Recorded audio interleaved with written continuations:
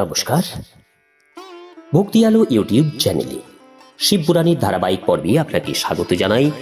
আজকের পর্ব শিবলিঙ্গের স্থাপন, তার লক্ষণ ও পূজা বিধির বর্ণনা এবং শিবপদ প্রাপ্তিকারক সৎকর্মের বিচার বিবেচনা। চ্যানেলে যারা নতুন তাদের অনুরোধ জানাবো চ্যানেলটি সাবস্ক্রাইব করে শিবপুরাণের ধারাবাহিক পর্বগুলি শ্রবণ করুন। আসুন আজকের পর্ব শুরু করি। শিবলিঙ্গের স্থাপন, তার লক্ষণ ও পূজা বিধির বর্ণনা এবং শিবপদ প্রাপ্তিকারক সৎকর্মের বিচার বিবেচনা। ঋষিগণ জিজ্ঞাসা করলেন, সুতদেব, শিবলিঙ্গ কিভাবে স্থাপন করা উচিত? তার লক্ষণ কি? কিভাবে তার পূজা করা উচিত? সেটি কোথায়, কখন স্থাপন করা হবে এবং কোন দ্রব্য বস্তু দ্বারা তার নির্মাণ হওয়া উচিত? সুতদেব বললেন, মহর্ষিগণ, আমি তোমাদের এই বিষয় বর্ণনা করছি, মনোযোগ দিয়ে শোনো এবং বুঝে নাও। অনুকূল এবং শুভ সময়ে কোনো পবিত্র তীর্থে, নদী ইত্যাদির তীরে নিজ রুচি অনুযায়ী এমন স্থানে শিবলিঙ্গ স্থাপন করা উচিত যেখানে নিত্য পূজা হওয়া সম্ভব। পার্থিব দ্রব্য দ্বারা, জলময় দ্রব্য দ্বারা অথবা তৈজস পদার্থে নিজ রুচি অনুসারে কল্পোক্ত লক্ষণযুক্ত শিবলিঙ্গ নির্মাণ করে তার পূজা করলে উপাসকের পূজার সম্পূর্ণ ফললাভ হয়। সম্পূর্ণ শুভ লক্ষণযুক্ত শিবলিঙ্গের যদি পূজা করা হয় তবে তা তৎক্ষণাৎ ফল প্রদানকারী হয়। যদি চল প্রতিষ্ঠা করতে হয় তাহলে তার জন্য ছোট শিবলিঙ্গ বা বিগ্রহ শ্রেষ্ঠ বলা হয়, আর যদি অচল প্রতিষ্ঠা করা হয় তাহলে বৃহদাকার শিবলিঙ্গ বা বিগ্রহ ভালো বলা হয়। পীঠসহ উত্তম লক্ষণযুক্ত শিবলিঙ্গের স্থাপন করা উচিত। শিবলিঙ্গের পীঠ ও মঙ্গল আকার, অর্থাৎ গোল, চৌকোনা, তিনকোনা অথবা ওপর নিচে মোটা, মাঝখানে পাতলা এরূপ হওয়া চাই। এরূপ লিঙ্গপীঠ মহাফল প্রদানকারী হয়। প্রথমে মাটি, পাথর বা লৌহ ইত্যাদির দ্বারা শিবলিঙ্গ নির্মাণ করা উচিত। যে দ্রব্যের দ্বারা শিবলিঙ্গ প্রস্তুত করা হয় সেই দ্রব্য দিয়ে পীঠ নির্মাণ করতে হয়। স্থাবর অর্থাৎ অচল প্রতিষ্ঠা শিবলিঙ্গের ক্ষেত্রে এটি পালনীয়, এবং চল প্রতিষ্ঠা শিবলিঙ্গের লিঙ্গ এবং পীঠের উপাদান একই হওয়া চাই, কিন্তু বান লিঙ্গের জন্য এরূপ নিয়ম প্রয়োজন নয়। লিঙ্গের দৈর্ঘ্য নির্মাণকর্তা বা স্থাপনকারী যজমানের 12 আঙ্গুলের সমান হওয়া উচিত। এরূপ শিবলিঙ্গকেই উত্তম বলা হয়। দৈর্ঘ্য এর থেকে কম হলে ফলেও ন্যূনতা এসে যায়, বেশি হলেও দোষ হয়। চললিঙ্গেরও এইরূপ নিয়ম। তার দৈর্ঘ্য কমপক্ষে কর্তার 1 আঙ্গুলের মতো অবশ্যই হওয়া চাই। তার থেকে ছোট হলে ফল অল্প পাওয়া যায়, কিন্তু বেশি হওয়া দূষণীয় নয়। প্রথমে যজমানের শিল্প শাস্ত্র অনুযায়ী একটি দেবালয় নির্মাণ করা উচিত, যা দেবতাদের মূর্তি দ্বারা অলঙ্কৃত হবে। তার গর্ভগৃহ হবে অত্যন্ত সুন্দর, সুদৃঢ় এবং দর্পণের মতো স্বচ্ছ। তাকে নবরত্ন দ্বারা সজ্জিত করা হবে। তার পূর্ব এবং পশ্চিম দিকে 2টি প্রধান দ্বার হবে।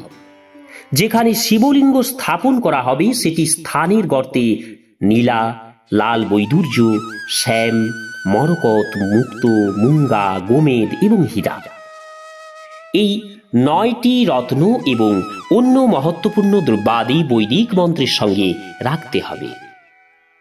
সদ্যজাত ইত্যাদি 5 বৈদিক মন্ত্রাদির দ্বারা শিবলিঙ্গের 5 স্থানে ক্রমশ পূজা করে আগুনে হবিষ্যের আহুতি দেবে এবং সপরিবারে পূজা করে গুরু স্বরূপ আচার্যকে ধন দ্বারা এবং আত্মীয় বন্ধুদের মনোমত বস্তু দ্বারা সন্তুষ্ট করবে। যাজককে জড়বস্তু অর্থাৎ সোনা, গৃহ, ভূ সম্পত্তি এবং চেতন বস্তু অর্থাৎ গরু, বৈভব প্রদান করবে। স্থাবর জঙ্গম সকল জীবকে যত্নপূর্বক সন্তুষ্ট করে একটি গর্তে সুবর্ণ এবং 9 প্রকার রত্ন ভরে সদ্য জাতাদি বৈদিক মন্ত্র উচ্চারণ করে পরম কল্যাণকারী মহাদেবের ধ্যান করবে। তারপর নাদ ঘোষযুক্ত মহামন্ত্র ওমকার উচ্চারণ করে ওই গর্তে শিবলিঙ্গ স্থাপন করে তাকে পীঠ দ্বারা সংযুক্ত করবে। এইভাবে পীঠযুক্ত লিঙ্গ স্থাপন করে উপযুক্ত দ্রব্য দ্বারা জুড়ে সেটি স্থিরভাবে রাখবে। এইভাবে সেখানে পরম সুন্দর মূর্তিও স্থাপন করা উচিত। মূল কথা হলো যে ভূমি সংস্কার ইত্যাদি সমস্ত নিয়ম লিঙ্গ প্রতিষ্ঠার জন্য যেমন করা হয়েছে বা বলা হয়েছে মূর্তি প্রতিষ্ঠার জন্য তেমনই পালনীয়। পার্থক্য শুধু এই যে লিঙ্গ প্রতিষ্ঠার সময় প্রণব মন্ত্র উচ্চারণের বিধান আছে, কিন্তু মূর্তি প্রতিষ্ঠার সময় পঞ্চাক্ষর মন্ত্র উচ্চারণ করতে হয়। যেখানে লিঙ্গ প্রতিষ্ঠা করা হয়েছে সেখানে উৎসবকালে শোভাযাত্রা বার করার সময় মূর্তি রাখা আবশ্যক।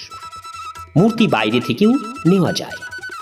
গুরুজনেরা যেটি গ্রহণ করবেন, সাধুপুরুষ দ্বারা পূজিত ব্যক্তি বাহ্য মূর্তি নেওয়ার যোগ্য। এইভাবে লিঙ্গতে এবং মূর্তিতেও মহাদেবের পূজা করলে তা শিবপদ প্রদানকারী হয়। স্থাবর এবং জঙ্গমের পার্থক্যেও লিঙ্গ 2 প্রকারের বলা হয়। বৃক্ষ লতা ইত্যাদি স্থাবর লিঙ্গ বলা হয় এবং কৃমি কীট ইত্যাদিকে জঙ্গম লিঙ্গ বলা হয়। সিঞ্চন ইত্যাদি দ্বারা স্থাবর লিঙ্গের এবং খাদ্য পানীয়ের সাহায্যে জঙ্গম লিঙ্গকে তৃপ্ত করা উচিত। স্থাবর জঙ্গম সকল জীবেদের সুখী করার প্রতি অনুরাগ থাকাই হল ভগবান শিবের পূজা। বিদ্বান ব্যক্তিগণ এই রূপেই মনে করেন। অর্থাৎ সকল চরাচরের জীবেদেরই ভগবান শিবের প্রতীক মনে করে তাদের সেবা পূজা করা উচিত। এইভাবে মহালিঙ্গ স্থাপন করে বিবিধ উপাচার দ্বারা শিব পূজা করবে।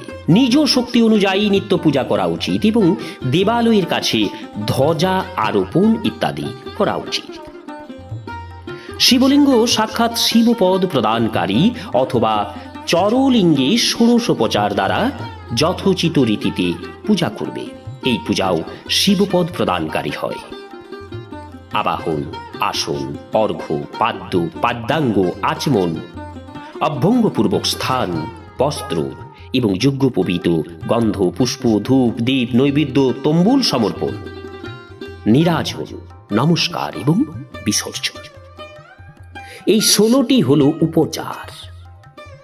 অথবা অর্ঘ্য থেকে নিয়ে নৈবেদ্য পর্যন্ত বিধিমতো পূজা করবে। অভিষেক, নৈবেদ্য, নমস্কার ও তর্পণ এগুলি যথাশক্তি নিত্য করবে।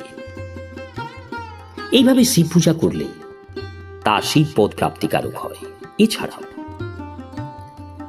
কোনো ব্যক্তির দ্বারা স্থাপিত শিবলিঙ্গে, ঋষি দ্বারা স্থাপিত শিবলিঙ্গে, দেবতা দ্বারা স্থাপিত শিবলিঙ্গে, আপনি উত্থিত স্বয়ং লিঙ্গে বা স্বয়ংভূ লিঙ্গে এবং নিজের দ্বারা নতুন স্থাপিত শিবলিঙ্গেও উপাচার সমর্পণ করে পূজা করলে বা পূজার সামগ্রী দিলেও মানুষ উপরোক্ত সমস্ত ফল প্রাপ্ত হয়।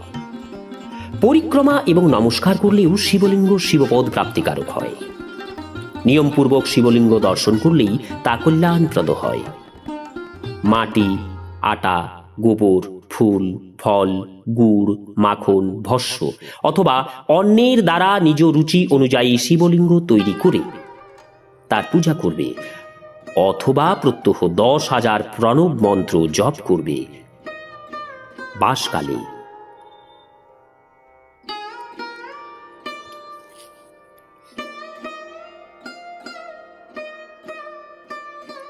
সকালে বা বিকালে সন্ধ্যা আহ্নিক করার সময় 1,000 করে প্রণব মন্ত্র জপ করবে। এটিও শিবপদ প্রাপ্তিকারক, তা জানা উচিত। জপের সময় মকারান্ত প্রণবের উচ্চারণ মনকে শুদ্ধ করে সমাধিকালে মানসিক জপের বিধান আছে। অন্য সব সময়ে উপাংশু জপেই করা উচিত। নাদ এবং বিন্দুযুক্ত ওমকার উচ্চারণকে বিদ্বান ব্যক্তিরা সমান প্রণব বলে থাকেন। যদি প্রতিদিন শ্রদ্ধাসহ 10,000 পঞ্চাক্ষর মন্ত্র জপ করা হয় অথবা সন্ধ্যাকালে 1,000 করে জপ করা হয় তবে তা শিবপদ প্রাপ্তিকারক বলে জানা উচিত। ব্রাহ্মণদের জন্য প্রথমে প্রণবযুক্ত পঞ্চাক্ষর মন্ত্র উত্তম বলা হয়েছে। কলস দ্বারা স্নান করা, মন্ত্র দীক্ষা মাতৃকার ন্যাস, সত্য পালনের দ্বারা পবিত্র অন্তকরণযুক্ত ব্রাহ্মণ এবং জ্ঞানী গুরু এদের সকলকে উত্তম মানা হয়েছে। দ্বিজদের জন্য নমঃ শিবায় উচ্চারণের বিধান আছে। দ্বিজ ভিন্ন অন্যদের জন্য শেষে নমঃ পদ প্রয়োগের নিয়ম, অর্থাৎ তারা শিবায় নমঃ এই মন্ত্র উচ্চারণ করবে। নারীদের জন্য কোনো কোনো স্থানে বিধিপূর্বক নমঃস্তু উচ্চারণের বিধান, অর্থাৎ শিবায় নমঃ ওই জপ করবেন। 5 কোটি পঞ্চাক্ষর মন্ত্র জপ করে মানুষ ভগবান সদাশিবের সমান হয়ে যায়। 1, 2, 3 অথবা 4 কোটি জপ করলে ক্রমশ ব্রহ্মা, বিষ্ণু, রুদ্র এবং মহেশ্বরের পদ লাভ হয়। অথবা মন্ত্রে যত অক্ষর থাকে তার পৃথক পৃথক 1 লাখ জপ করবে, যা সমস্ত অক্ষর একত্রে যত অক্ষর থাকে তত লাখ জপ করবে।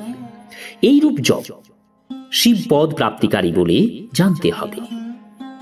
যদি 1000 করে প্রতিদিন 1,000 জপের ক্রমে পঞ্চাক্ষর মন্ত্রের 10 লাখ জপ পূর্ণ করা যায় এবং প্রত্যহ ব্রাহ্মণ ভোজন করানো যায় তবে সেই মন্ত্র দ্বারা অভীষ্ট কার্য সিদ্ধ হতে থাকে। ব্রাহ্মণের প্রত্যহ প্রাতকালে 1008 বার গায়ত্রী জপ করা উচিত। তাহলে গায়ত্রী ক্রমশ শিবপদ প্রদানকারী হয়। বেদ মন্ত্র এবং বৈদিক সূক্তও নিয়মপূর্বক জপ করা উচিত। বেদের পারায়ণও শিবপদ প্রাপ্তিকারক, তা জানা উচিত।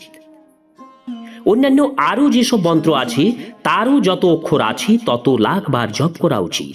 এইভাবে যিনি যথাশক্তি জপ করেন তিনি ক্রমশ শিবপদ মুখ্য লাভ করেন। নিজ রুচি অনুযায়ী কোনো একটি মন্ত্রকে আপন করে আমৃত্যু প্রতিদিন সেটির জপ করা উচিত, অথবা ওম এই মন্ত্র প্রত্যহ 1,000 বার জপ করা উচিত। এরূপ করলে শিবের আদেশে সম্পূর্ণ মনোবাঞ্ছা সিদ্ধ হয়। যে ব্যক্তি ভগবান শিবের জন্য বাগান তৈরি করে এবং শিবের সেবা কাজের জন্য মন্দির ঝাড়পোছের ব্যবস্থা করে সে ব্যক্তি এই পুণ্যকর্ম করে শিবপদ লাভ করে। ভগবান শিবের কাশী ইত্যাদি ক্ষেত্রে ভক্তিপূর্বক নিত্য নিবাসকারী জড় চেতন সকলেই ভোগ এবং মোক্ষ লাভকারী হয়। সুতরাং বিদ্বান ব্যক্তির ভগবান শিবের ক্ষেত্রে আমরণ বসবাস করা উচিত। পুণ্যক্ষেত্রে স্থিত জলাশয়, কৃপ এবং পুষ্করিণী ইত্যাদিকে শিবগঙ্গা মনে করা উচিত। ভগবান শিবের তাই বক্তব্য, সেখানে স্নান, দান এবং জপ করে মানুষ ভগবান শিবকে লাভ করে। সুতরাং আমৃত্যু শিবক্ষেত্রের আশ্রয় নিয়ে থাকা উচিত, যিনি শিবক্ষেত্রে নিজের কোনো মৃত আত্মীয়ের দাহ কার্য, মাসিক শ্রাদ্ধ, সপিণ্ডকরণ অথবা বার্ষিক শ্রাদ্ধ করেন, অথবা কখনো নিজ পিতৃপুরুষের নিমিত্ত পিণ্ডদান করেন, তিনি তৎক্ষণাৎ সব পাপ হতে মুক্ত হয়ে যান এবং শেষে শিবপদ লাভ করেন। শিবক্ষেত্রে 7, 5, 3 অথবা 1 রাত্রি নিবাস করবে। এরূপ করলে ক্রমশ শিবপদ লাভ হয়। জগতে মানুষ নিজ নিজ বর্ণ অনুযায়ী সদাচার পালনের দ্বারাও শিবপদ লাভ করতে পারে। বর্ণানুকূল আচরণ এবং ভক্তিভাব দ্বারা মানুষ তার সৎ কর্মের আশানুরূপ ফল লাভ করে তথা কামনাপূর্বক করা নিজ কর্মের অভীষ্ট ফল শীঘ্রই প্রাপ্ত হয়। নিষ্কামভাবে করা সমস্ত কর্ম সাক্ষাৎ শিবপদ প্রাপ্তিকারী হয়। দিনের 3টি ভাগ প্রাতকাল, মধ্যাহ্নকাল এবং সায়ংকাল। এই 3টিতে ক্রমশ 1 প্রকারের কর্ম সম্পন্ন করা হয়।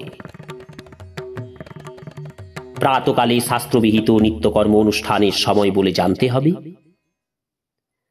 মধ্যাহ্নকাল সকাম কর্মের জন্য উপযোগী এবং সায়ংকাল শান্তিকর্মের উপযুক্ত বলে জানতে হবে। জগতে মানুষ নিজ নিজ বর্ণ অনুযায়ী সদাচার পালনের দ্বারাও শিবপদ লাভ করতে পারেন। বর্ণানুকূল আচরণ এবং ভক্তিভাব দ্বারা মানুষ তার সৎকর্মের আশানুরূপ ফল লাভ করে তথা কামনাপূর্বক করা নিত্য কর্মের এবং নিজ কর্মের অভীষ্ট ফল শীঘ্রই প্রাপ্ত হয়। নিষ্কামভাবে করা সমস্ত কর্ম সাক্ষাৎ শিবপদ প্রাপ্তিকারী হয়। দিনের 3টি ভাগ, প্রাতকাল, মধ্যাহ্নকাল এবং সায়াহ্নকাল, এই 3টিতে ক্রমশ এক এক প্রকারের কর্ম সম্পন্ন করা হয়।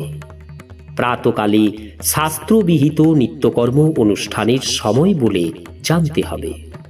মধ্যাহ্নকাল সকাম কর্মের জন্য উপযোগী এবং সায়ংকাল শান্তি কর্মের উপযুক্ত বলে জানতে হবে। রাত্রিকালেও এইভাবে সময়ের ভাগ করা হয়েছে। রাত্রির 4 প্রহরের মধ্যবর্তী 2টি প্রহরকে নিশীথকাল বলা হয়। বিশেষত সেই সময়ে শিবের পূজা করলে তা অভীষ্ট ফল প্রদানকারী হয়। এরূপ জেনে যারা কর্ম করে সেই সব মানুষ যথোক্ত ফলের ভাগী হন। বিশেষত কলিযুগে কর্ম দ্বারাই ফলের সিদ্ধি হয়।